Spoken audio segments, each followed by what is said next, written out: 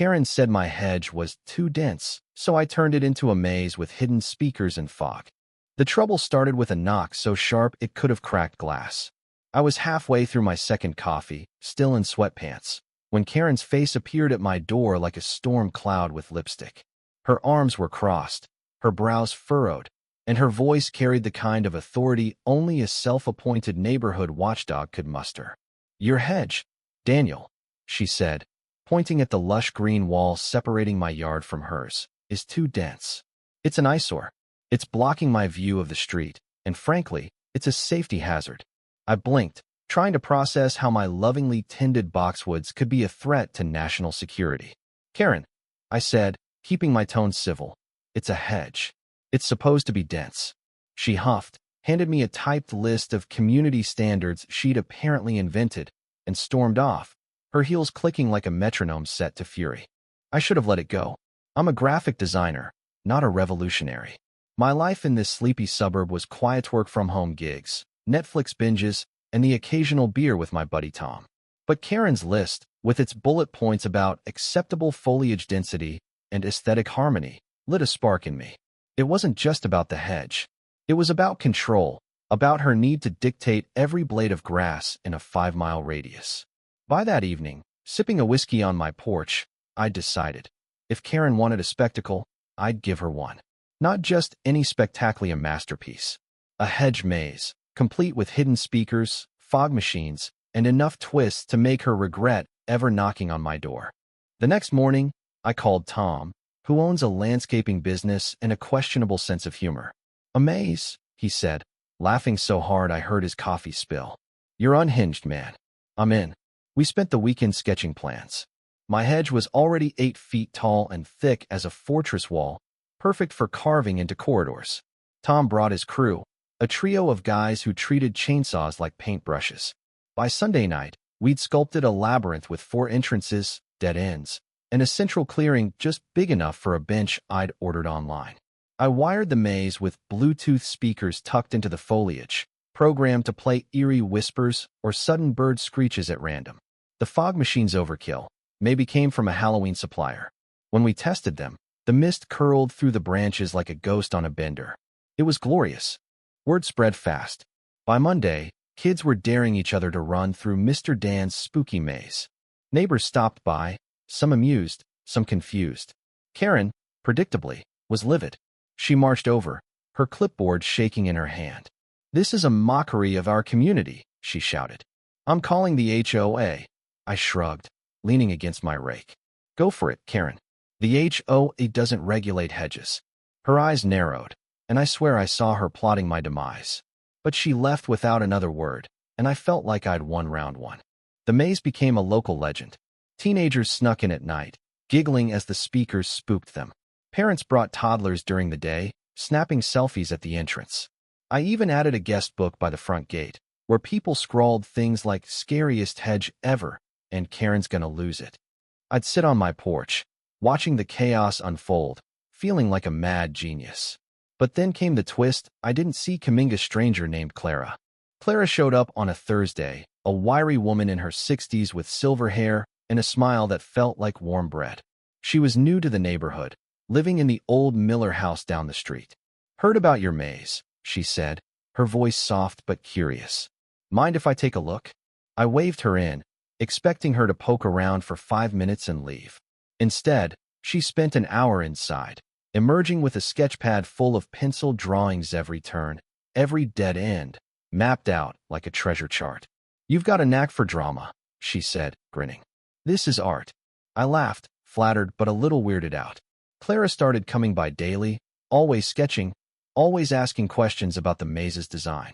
She'd bring me coffee, tell stories about her days as a set designer for off-Broadway plays, and drop cryptic comments like, "A maze is just a story you walk through, Daniel. What's yours trying to say?" I didn't have an answer, but I liked her company. Meanwhile, Karen escalated her war. She filed a complaint with the city, claiming my maze was a public disturbance. An officer showed up, took one look, and said, "Looks like a hedge to me."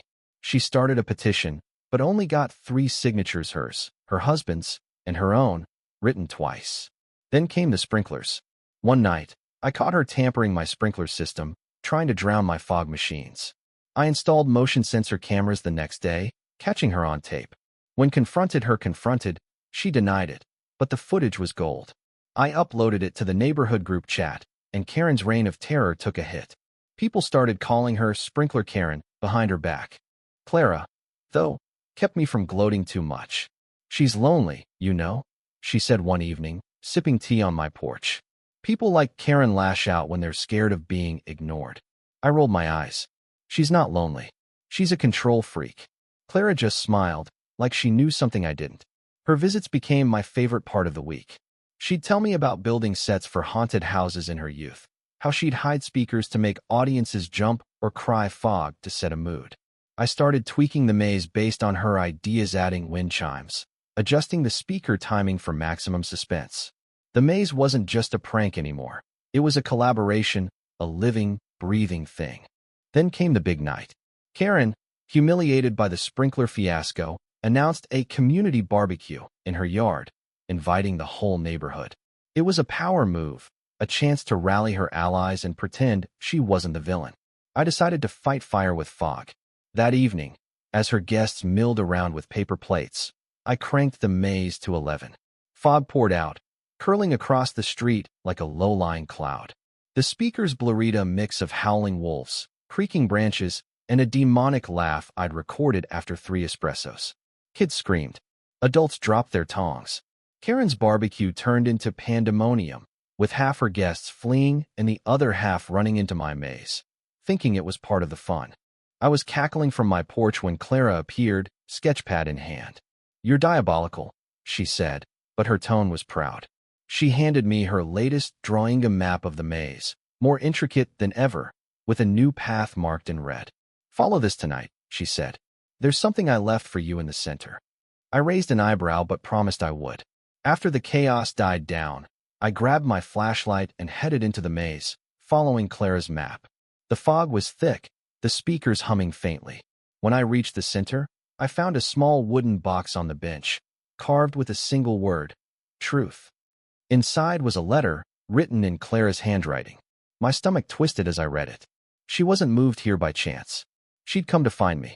Clara was my mother's sister, an aunt I'd never met because of a family fight decades ago. She'd followed the news of my maze online, saw my name, and realized who I was. She'd wanted to reconnect, but didn't know how. So she'd used the maze as her way in, sketching it to understand me, leaving clues in her stories.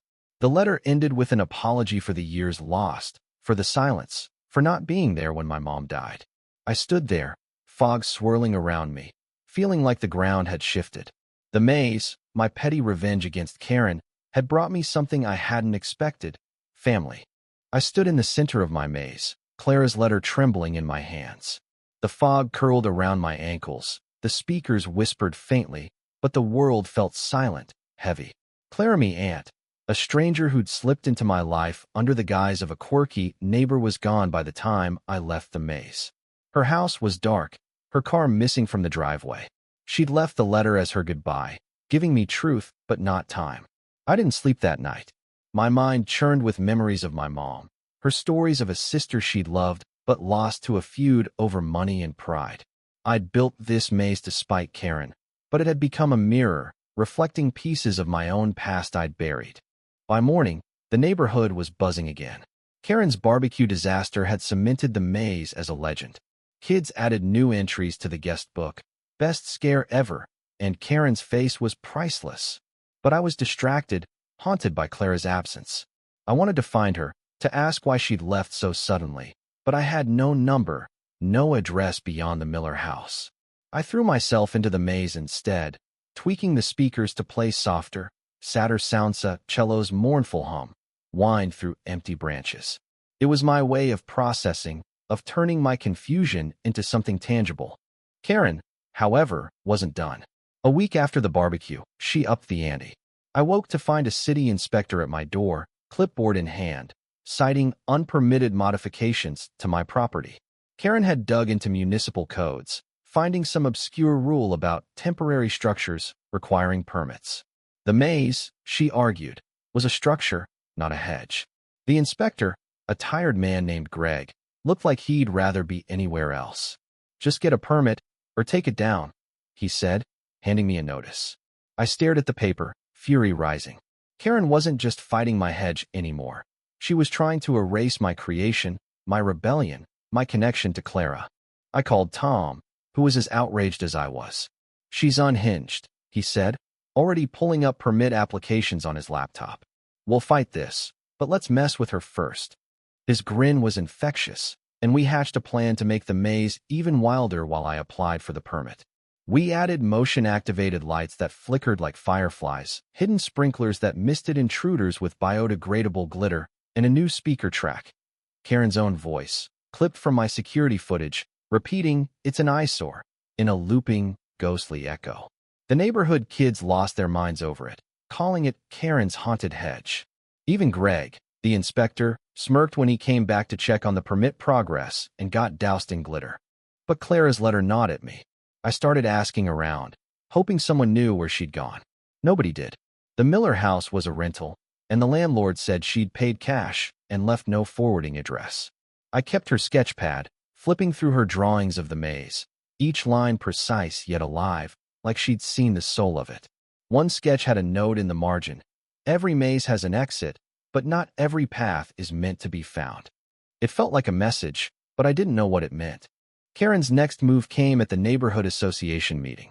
She'd rallied a small but loud group of allies, mostly older residents, who nodded along as she ranted about property values and disrespectful antics. I showed up with Tom, armed with the permit application and a PowerPoint of the maze's community impact, photos of kids laughing, families bonding, even a local news article calling it suburbia's spookiest attraction. The room was split, half cheering for the maze, half glaring at me like I'd burned their lawns.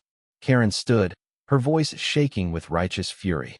"This is about standards," she said. "Daniels turned our neighborhood into a circus." I couldn't resist. I played a clip of her sprinkler sabotage on my phone, projecting it onto the wall. The room erupted in gasps and laughter. Karen's face turned scarlet, and she stormed out, her allies trailing awkwardly behind. Victory felt sweet, but hollow. The maze was safe for now, but Clara was still gone. I started spending nights in the maze, walking its paths, hoping for clarity. One evening, as the fog machines hummed and the speakers played Clara's cello track, I found a new sketch tucked under the bench in the center. It was in her style, but fresher, the paper crisp. It showed the maze from above, with a path I didn't recognize, leading to a corner I swore didn't exist. At the bottom, in her handwriting, "Look closer, Daniel." My heart raced. She'd been back. I followed the new path, flashlight shaking in my hand. The hedge seemed denser here, the air colder. In a hidden alcove, barely visible unless you knew where to look, I found another box, this one metal, rusted at the edges. Inside was a photo of my mom and Clara, young and laughing, arms around each other. On the back, Clara had written, "I couldn't stay. I thought seeing you would be enough, but it broke my heart all over again. Find me if you can, but don't hate me if you don't. The maze is yours now." There was an address in upstate New York, scribbled faintly, like an afterthought. I sat there, fog swirling, tears stinging my eyes. Clara had come into my life like a ghost, leaving pieces of herself in sketches and secrets. I wanted to chase her, to demand answers, but the address felt like a challenge, not an invitation. The maze, this ridiculous, beautiful thing I'd built to spite Karen, had become something else, a bridge to a past I didn't fully understand, a puzzle I wasn't sure I could solve. The final blow came a month later. Karen, humiliated but undeterred, found a loophole. The city's new public safety ordinance allowed them to deem any property feature a hazard if it disrupted community harmony. She'd lobbied hard, and at a council meeting I couldn't attend, they voted to force me to dismantle the maze. Tom called me, furious, but the decision was final. I had 2 weeks to tear it down or face fines I couldn't afford. I didn't fight it. The maze had done its job, taunted Karen, brought the neighborhood together, and given me Clara, however briefly. On the last day, I opened it to the public for a farewell party. Neighbors poured in, bringing food, music, even homemade signs saying, "Save the maze." Kids ran through, glitter sparkling on their clothes. Tom and his crew set up a bonfire in my yard, and we laughed, swapping stories of Karen's meltdowns. But as the fog machines hissed their last, I felt a weight settle in my chest. Clara's absence, the photo of her and my mom, the unanswered questions, they were heavier than Karen's vendetta. When the bulldozers came, I watched from my porch, the hedge crumbling like my defiance. Karen stood across the street, arms crossed, a faint smile on her lips. I wanted to hate her, but Clara's words echoed. She's lonely. Maybe Karen's war wasn't about control, but about being seen, just like my maze was about more than revenge. I'd turned her complaint into art, into connection, but I'd lost something too, Clara, and the chance to understand her. The lot was bare by evening, the speakers silent, the fog gone. I kept Clara's sketchpad and the photo, tucking them into a drawer with her letter. I didn't go to the address she'd left. Not yet. The maze had taught me that some paths lead to answers, and some just lead you deeper into yourself. I wasn't ready to face her, but I'd keep her sketches, her story, until I was. As I sat on my porch, sipping whiskey under the stars, I thought about the neighborhood, its petty dramas, its unexpected bonds. Karen had won, in a way, but so had I. The maze was gone, but its story lived in the kids' laughter, the guestbook scrawls, the glitter still sparkling in my grass. And Clara, wherever she was, had left me a map not just of the maze, but of a family I might one day find. What do you think? Who was right, who was wrong? Was I a hero for standing up to Karen, or a fool for letting a prank spiral into something that broke my heart? Should I have chased Clara, or let her go, like she asked? Share your thoughts. Every story's a maze, and every choice a turn.